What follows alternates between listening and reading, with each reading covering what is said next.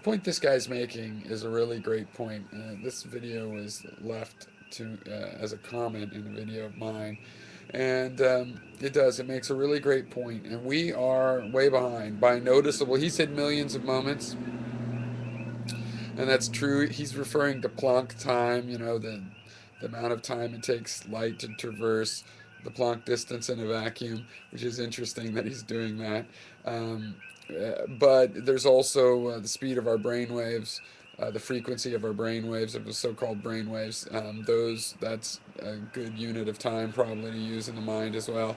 About 60 a second, I think, something like that. I don't know. You have to look that up on your own. I should have looked it up if I wanted to seem smart, but whatever.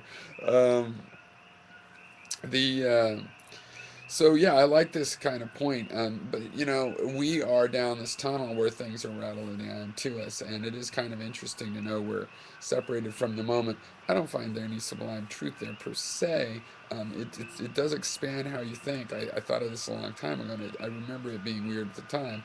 But now I just realize it as a part of the phenomena of reflex time and reaction time that I already had.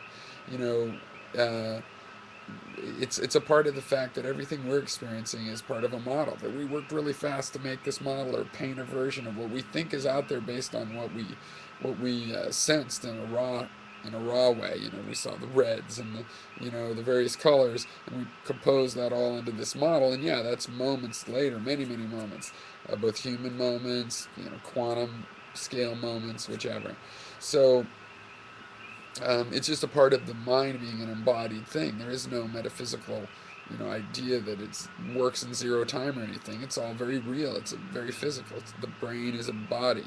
It's a part of a body, but it's flesh itself. It's a body. It's a thing that's doing work like any thing.